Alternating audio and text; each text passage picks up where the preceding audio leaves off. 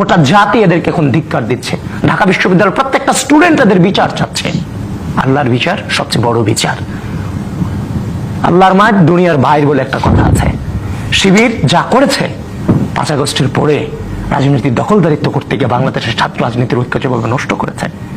আসসালামু আলাইকুম রহমতুল্লাহ। প্রিয় দর্শক, ডাকসুর পরাজিত ভিপি আবিদ ভাই, ছাত্রদল নেতা আবিদ ভাই, অনেকেই তাকে ভালোবেসে কবি আবিন্দ্রনাথ ঠাকুর বলে থাকেন, কারণ তিনি খুবই সুন্দরভাবে কবিতা বলতে পারেন এবং কবিতার মতন খুব একদম মিথ্যা কথাগুলো কবিতার মতন তিনি বলতে পারেন বলে এই জন্য সবাই শিক্ষার্থীরা তাকে কবি আবিন্দ্রনাথ ঠাকুর বলেই সম্বোধন করে থাকে। যেখানে তার নাম ছিল ভিপি সাদিক, এখন তার নাম গুজব সাদিক স্টুডেন্টরা বলছে। এটাই আল্লাহর বিচার। প্রিয় দর্শক, আপনারা তার বক্তব্য শুনলেন। সাদিক কায়েমকে নাকি শিক্ষার্থীরা নাকি এখন ভিপি সাদিক না ডেকে নাকি গুজব সাদিক বলে। প্রিয় দর্শক, তিনি আরো কিছু মন্তব্য করেছেন, আপনারা শুনেছেন।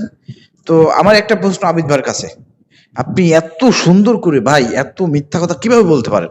কালকে যে মহান সৃষ্টিকর্তা আমাদের হাতে যে ডকুমেন্ট এনে দিয়েছে, গোটা জাতি এদেরকে এখন ধিক্কার দিচ্ছে।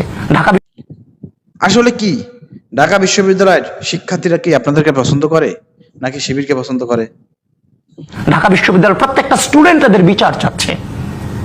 আজকে আপনারা যারা ঢাকা বিশ্ববিদ্যালয়ের নেতৃত্বে আছেন, আদু ভাই খ্যাত 20-30 বছর হয়ে গেছে আপনারা ইউনিভার্সিটিতে পড়ে আছেন, 5-6 সেশনের লোকজন আছেন, 7-8 লোক আছেন, 10-11 লোক আছেন, এখনো আপনারা সেই বিশ্ববিদ্যালয়ে পড়ে আছেন। আপনারা কিভাবে মিথ্যা কথা বলতে পারেন? আপনি এত সুন্দর ফেস নিয়ে, এত সুন্দর চশমা পরে আপনি কিভাবে আপনার মুখ দিয়ে তুতা পাখির মতন এত মিথ্যা কথা কিভাবে বলতে পারেন আবিদ ভাই? আপনি কি বোঝেন না আপনার এই কথাগুলো শুনলে পারে মানুষ হাসি দেয়? এবং যেহেতু এখন তেল নাই, গ্যাস নাই, এরপরে আপনার নানা সমস্যা চলতেছে, বিদ্যুৎ নাই, মানুষ কিন্তু আপনার কথাগুলো শুনে বিনোদন পাচ্ছে। আপনি এত সুন্দর করে কিভাবে মিথ্যা কথা বলতে পারেন? আপনার কি বিবেক জাগ্রত হবে না?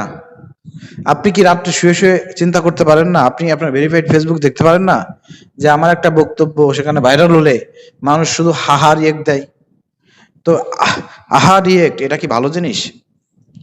আপনাদের কি শুভবুদ্ধির উদয় হবে না? কি বলেন আপনি? ডাকসুর বিপি সাদিক কায়েম, তিনি জুলাই যোদ্ধা, জুলাইয়ের ইমাম। এখন পর্যন্ত সেই ফুলফিল ইমেজ নিয়ে যদি জুলাই যোদ্ধা হিসেবে কেউ এখনো বাংলাদেশ মাটিতে টিকে থাকে, 1 নম্বরে আছে আমাদের এই সাদিক কায়েম। বহুত সমন্বয়ক আইসে গেছে বাংলাদেশের মাটি থেকে, মানুষের হৃদয় থেকে, মন থেকে উড়ে চলে গেছে, কিন্তু জাতীয় ইমাম, জুলাই যোদ্ধা সাদিক কায়েমের নাম কিন্তু এখনো লেখা আছে শিক্ষার্থীদের মনে, তিনি জায়গা করে নিয়েছেন।